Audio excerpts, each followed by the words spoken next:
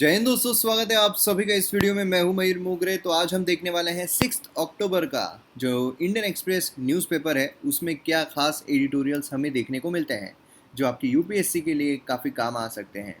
सबसे पहले हम यहाँ पर एक्सप्लेन सेक्शन जो है उस पर अगर नज़र डालते हैं तो एक्सप्लेन सेक्शन में हमें यहाँ पर नोबेल प्राइज़ के बारे में देखने को मिलता है। जैसे मैंने आपसे कल ही कहा था कि हमें अब कंटिन्यूसली जो नोबेल प्राइजेस है उसके बारे में पूरे हफ्ते भर तक देखने को मिलेंगे, किस किस को अलग अलग इसमें मिला हुआ है। तो यहाँ पर इस एडिटोरियल को हम शॉर्ट में जानेंगे। देन उसके बाद यहाँ पर फेसबुक व्हाट्सएप जो है जो बंद हो गया था, आप सभी को पता है कि फेसबुक व्हाट्सएप और इंस्टाग्राम नहीं चल रहा था। अब यहाँ पर जो फेसबुक है उसकी तरफ से भी बोला गया कि कुछ ऐसे साइबर अटैक वगैरह नहीं हुआ था, कुछ इंटरनल जो है वो कॉन्फ़िगरेशन में प्रॉब्लम्स आ गई थी जिसकी वजह से वो डाउन चल रहा था।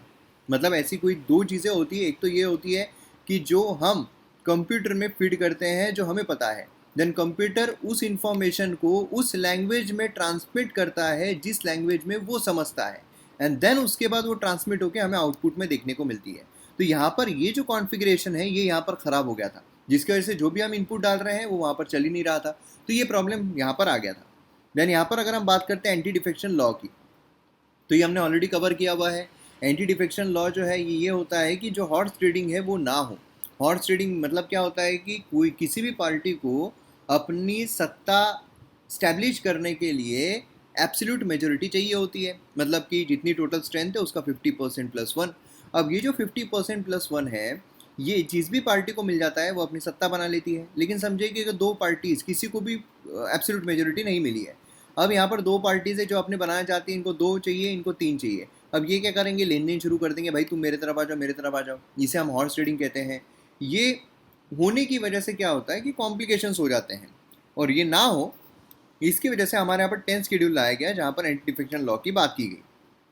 अब इसके तहत क्या है कि अगर कोई भी व्यक्ति अगर जो पार्टी है उसे वॉलंटरीली गिव अप करता है तो उसको डिस्क्वालीफाई कर दिया जाएगा। दूसरा है कि अगर वो व्यक्ति पार्टी के ने जो व्हिप जारी की है उसके अगेंस्ट में वोटिंग करता है तो उसको डिस्क्वालीफाई कर दिया जाएगा। अगर कोई इंडिपेंडेंट व्यक्ति है वो किसी पॉलिटिकल पार्टी को ज्वाइन करता है तो उसको डिस्क्वालीफाई कर दिया जाएगा। एंड इवन अगर कोई नॉमिनेटेड व्यक्ति है उसको 6 महीने का टाइम पीरियड दिया जाता है, अगर उसके बाद वो करता है तो उसको डिस्क्वालीफाई कर दिया जाएगा। क्लियर है? तो यही चीज़ें हमने यहाँ पर देखी थी। देन उसके बाद यहाँ पर अगर हम एडिटोरियल पेज देखते हैं तो इसमें डिजिटलाइज हेल्थ केयर ये बोला गया है, मतलब बेसिकली डिजिटल हेल्थ आईडी के बारे में यहाँ पर बात की गई, जो मैंने ऑलरेडी यहाँ पर आपको एक्सप्लेन किया हुआ है। उसी के साथ साथ जो पीडीएफ है, जो एकदम शॉर्ट में पीडीएफ है, वो मैंने ऑलरेडी टेलीग्राम चैनल जो है उस पर अपलोड कर दी है। देन यहाँ पर ब्रिज टू आसाम अदर्स, क्या है आसाम में जो कॉन्फ्लिक्ट चल रहा है आप सभी को पता है ना, एक्सकेवेशन ये सब। तो क्या है, जो बाकी के लोग हैं उनको भी यहाँ पर निकाला जा सकता है, वही यहाँ पर बात हो रही है। देन उसके बाद यहाँ पर अगर हम नेक्स्ट आइडियाज़ पेज पर आते हैं तो यहाँ पर हमें देखने को मिलता है how not to test quality. तो ये एक इंपॉर्टेंट एडिटोरियल हमें देखने को मिलता है जो हम अच्छी तरीके से देखेंगे।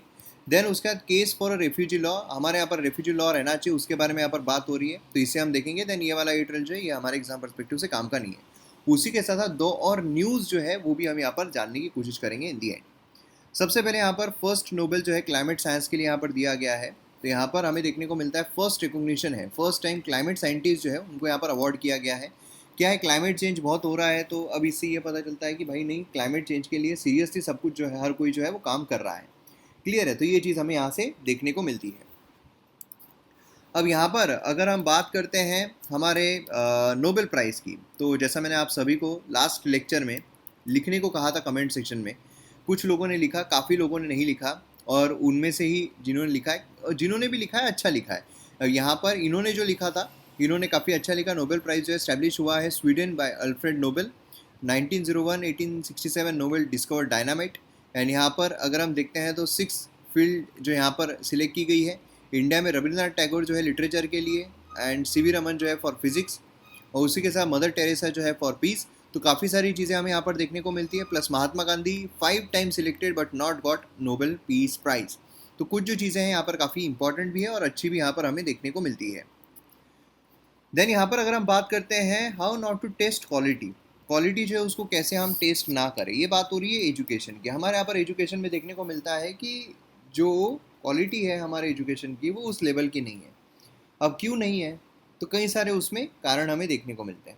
अब उसको टेस्ट करने के लिए, अगर हम उसको टेस्ट भी करें तो उसके लिए कुछ मेजर्स रहेंगे, कुछ हम पैरामीटर्स डालेंगे। वो भी पैरामीटर्स अगर अप टू डेट ना हो, वो भी पैरामीटर्स अगर सही ना हो तो क्या, यही चीज़ यहाँ पर हमें देखने को मिल रही है। क्या है कि यहाँ पर NIRF रैंकिंग जो है वो यहाँ पर निकाली गई है हायर एजुकेशन के लिए। NIRF क्या है, तो ये हमें नेशनल इंस्टीट्यूशनल रैंकिंग फ्रेमवर्क देखने को मिलता है। इसके तहत जो इंस्टीट्यूशन है उनको रैंकिंग दी जा रही है। मतलब हुआ क्या है, रिसेंटली अगर हम देखते हैं मिनिस्ट्री ऑफ एजुकेशन उन्होंने रिलीज़ किया है इंडिया रैंकिंग 2021, इसलिए इम्पॉर्टेंट है, काम का है, न्यूज़ में चल रहा है, एग्जाम में पूछा जा सकता है। फर्स्ट एवर ये एफर्ट है गवर्नमेंट के द्वारा जहाँ पर हायर एजुकेशन इंस्टीट्यूशन जो है कंट्री में उनको रैंक दिया जाए। रैंकिंग देते हैं तो अपने आप जो परिवर्तन है वो हमें देखने को मिलता है। 5 पैरामीटर्स पर असेसमेंट होता है, टीचिंग, लर्निंग एंड रिसोर्स, मतलब जिसको हम TLR कहते हैं, research and professional practice, then graduation outcomes, then outreach and inclusivity and peer perception, कि भाई कितना रिसर्च हो रहा है, प्रोफेशनल प्रैक्टिस किस तरीके से चल रही है, टीचिंग किस तरीके से, लर्निंग किस तरीके से, रिसोर्सेज किस तरीके के हैं, देन यहाँ पर आउटकम किस तरीके का है। पहले हमारा था कि भाई इनपुट कितना इनपुट दे सकते हैं, कितने लोग आ रहे हैं, लेकिन अब आउटकम बेस्ड हमारा एजुकेशन हो गया है कि आउटकम कितना निकल रहा है। देन आउटरीच एंड इंक्लूसिविटी जो है वो यहाँ पर कितनी है, एंड पीयर परसेप्शन जो है वो किस तरीके का है। अब यहाँ पर रैंकिंग अगर हम देखते हैं तो देखिए इतनी इंपॉर्टेंट नहीं है, लेकिन स्टिल यहाँ पर overall IIT Madras, IISc Bangalore, IIT Bombay emerge हुए हैं टॉप 3 यूनिवर्सिटी। जो IISc बैंगलोर टॉप किया है कैटेगरी में। रिसर्च इंस्टीट्यूट्स अगर हम देखते हैं IISc, देन इंजीनियरिंग अगर हम देखते हैं तो IIT मद्रास जो है ये नंबर 1 रहा है। मैनेजमेंट में India institute of management Ahmedabad. Medical में अगर हम देखते हैं तो जो एम्स यहाँ पर न्यू दिल्ली में हमें देखने को मिलता है। देन फार्मेसी अगर हम देखते हैं तो जमिया, ये हमें देखने को। लॉ में अगर हम national school of India university Bangalore. And dental अगर हम देखते हैं तो मणिपाल कॉलेज जो है वो हमें देखने को मिलता है। देन उसके बाद इश्यूज़ अगर हम देखें तो इश्यूज़ जो है क्या चल रहे हैं, ये सबसे इंपॉर्टेंट है। देखिए इश्यूज़ जो है वो है कि हमारे पास लिमिटेड पैरामीटर्स है, जितने पैरामीटर्स होने चाहिए, जितने पैरामीटर्स आने चाहिए थे उतने पैरामीटर्स नहीं आ रहे हैं। फाइनेंशियल हेल्थ और साइज़ जो है हमारे इंस्टीट्यूशन की वो इंक्लूड नहीं की जा रही है, कि भाई पैसा कितना है, इंस्टीट्यूशन की साइज़ कितनी है, ये सब पैरामीटर्स में ला ही नहीं गए हैं। हमारे इंटरनेशनल फैकल्टी एंड स्टूडेंट जो है ये यहाँ पर लैक करते हैं। क्या होता है कि जब भी हम इंटरनेशनल कोई फैकल्टी हमारे देश में आती है तो अपने आप जो कल्चरल एक्सचेंज है वो होता है, नॉलेज का एक्सचेंज होता है, एंड टेक्नोलॉजिकल एक्सचेंज जो है वो भी हमें देखने को मिलता है। लेकिन ऐसी कोई चीज़ जो है हमें देखने को मिलती नहीं है। देन इनएडिक्वेसी जो हमारे रिसर्च में, ये भी हमें यहाँ पर देखने को मिलता है। देन यहाँ पर नेक्स्ट आता है केस ऑफ रेफ्यूजी लॉ। अब रेफ्यूजी जो है वो हमें देखने को मिलते हैं। देखिए रेफ्यूजी मतलब कौन, कि किसी भी देश में अगर हमें जाना है लीगली तो हमें दो चीज़ों की ज़रूरत पड़ती है। एक होता है हमारा पासपोर्ट, और दूसरा जो है वो हमें देखने को मिलता है हमारा वीज़ा। अब दोनों में से अगर कोई चीज़ ना हो तो हम बोलेंगे भाई यहाँ पर जो इलीगली है वो आया है ना, इलीगली माइग्रेंट जो है वो हमें देखने को मिल रहा है। अब जब इलीगल माइग्रेंट है तो फिर कोई कोई ऐसा होता है जो शरणागति ले लेता है कि नहीं यार मेरे को मतलब ऐसा है कि हमारे देश में हमको सही नहीं लग रहा है, हमारे देश में वॉर हो रहा है, हमारे देश में मारपीट हो रही है, हमारे देश में जो महामारी है वो आ गई है, हमारे देश में जो इंफ्रास्ट्रक्चर है वो सही नहीं लग रहा है, कोई समस्या आ गई है, अर्थक्वेक आ गया है, ये आ गया है, वो आ गया है, जिसकी वजह से अब हमें दूसरी कंट्री में जाना है और वहाँ पर वो आकर शरणागति हो जाते हैं, है ना। उससे क्या हो रहा है, उससे अब यहाँ पर रेफ्यूजी जो है वो धीरे धीरे इंक्रीज़ हो रहे हैं। अब जब इंक्रीज़ हो रहे हैं तो फिर अब यहाँ पर क्या होगा, जो पॉपुलेशन यहाँ पर मूवमेंट्स है उसको सही तरीके से मैनेज करना ये भी बहुत ज़रूरी है। हमारे घर में अगर 2 लोग हैं, अगर हम 10 लोगों का राशन ला रहे हैं तो वो खराब जाएगा। अगर हमारे यहाँ पर 10 लोग हैं, हम 2 लोगों का राशन ला रहे हैं तो मतलब कम पड़ेगा। तो बेसिकली इम्पॉर्टेंट सबसे ज़रूरी क्या है, कितना राशन लाना है कि कितने लोग हैं, है ना। तो इसीलिए यहाँ पर ज़रूरी है कि भाई पॉपुलेशन कितनी है, तब जाकर गवर्नमेंट अपने मेजर्स, अपनी स्कीम्स सही तरीके से इम्प्लीमेंट कर सकती है। उसमें ट्रांसपेरेंसी, प्रेडिक्टेबिलिटी जो है ये सब यहाँ पर लाना बहुत ज़रूरी है। नेक्स्ट यहाँ पर अगर हम बात करें तो हमें ये देखने को मिलता है बैकग्राउंड में कि हर साल जो लोग हैं वो अपना देश छोड़कर कहीं और देश में आकर सेटल होते हैं। अकॉर्डिंग टू UN 82.4 मिलियन जो है फूड्स होते हैं ताकि अपना घर वो छोड़ दें। मोर देन 20 मिलियन जो है वो रेफ्यूजी हो जाते हैं। ओवर 2 लाख जो है रेफ्यूजीज़ वो करंटली इंडिया में हमें देखने को मिलते हैं। समझ रहे हो। अब यहाँ पर अगर हम देखते हैं तो जो रेफ्यूजीज़ हैं उनके सब पर्सपेक्टिव से हमें ध्यान रखना पड़े, कंसिडरेशन में लेना पड़े, इकोनॉमिक, डेमोग्राफिक, सिक्योरिटी, पॉलिटिकल सभी। क्योंकि कभी कभार क्या होता है सिक्योरिटी पर्सपेक्टिव से काफ़ी हानि पहुंचती है कि भाई रेफ्यूजी है, इनको गवर्नमेंट जो है कुछ अपना ये तो दे नहीं रही है, तो गवर्नमेंट के अगेंस्ट में विद्रोह कर सकते हैं, तो चलो भाई इनको जो ये होता है टेररिज्म है उसमें इन्वॉल्व कर लो, है ना। तो ऐसी कुछ चीज़ें जो है वो हमें देखने को मिलती है जो काफ़ी खतरनाक साबित हो सकती है किसी भी देश के लिए। देन यहाँ पर ओवर द ईयर रेफ्यूजी जो है उन्होंने क्या कंट्रीब्यूट नहीं किया है, बिल्कुल कंट्रीब्यूट किया इंडिया की इकोनॉमी में। अब कैसे कंट्रीब्यूट किया है यहाँ पर, अगर हम रेफ्यूजीज जो है क्या वो बर्डन बन रहे हैं? देखिए हिस्टोरिकली यहाँ पर रेफ्यूजीज जो है उनको एज अ कॉस्ट पर नहीं बट अपॉर्चुनिटी पर हमें एक्सेप्ट करना चाहिए।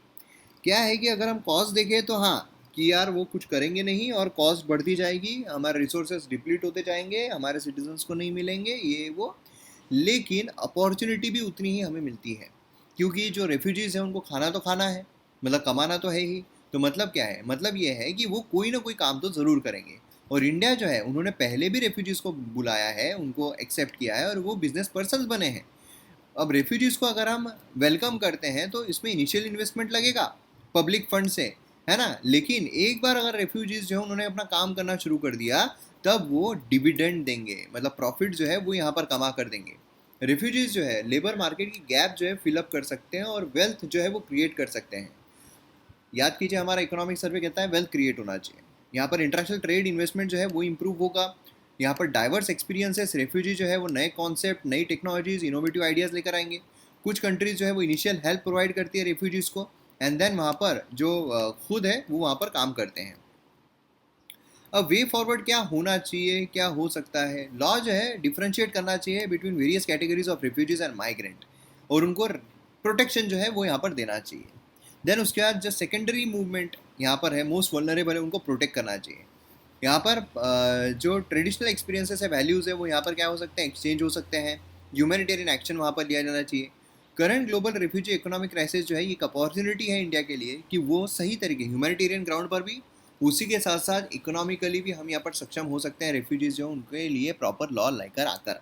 तो ये चीज़ हमें यहाँ पर देखने को मिलती है। आइए नेक्स्ट यहाँ पर डिफेमेशन पर आते हैं।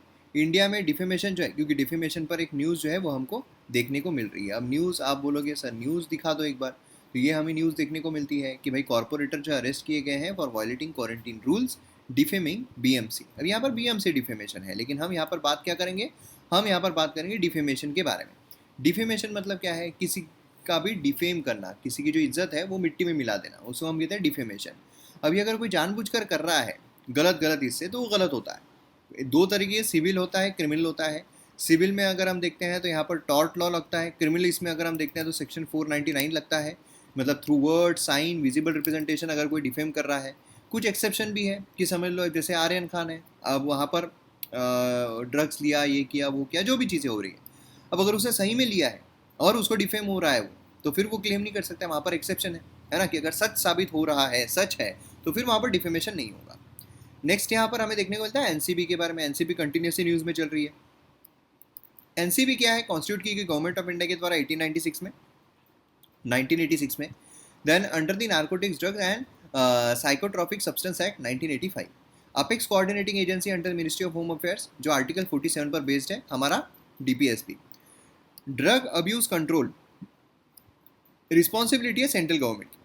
एंड नार्कोटिक ड्रग एंड जो साइकोट्रॉपिक सब्सटेंस एक्ट है, ये प्रोवाइड करता है पेनल्टी अगर कोई भी यहाँ पर इलीगली तरीके से ट्रैफिकिंग और नार्कोटिक ड्रग्स की हो रही है तो ये चीज़ हमें देखने को मिलती है। तो मैं उम्मीद करता हूँ आपको अच्छे तरीके से समझ में आ गया होगा। यहाँ पर हमारा न्यूज़पेपर एनालिसिस खत्म होता है। वीडियो शेयर कीजिए, चैनल को सब्सक्राइब कीजिए। मिलते हैं अगले वीडियो में। जय हिंद।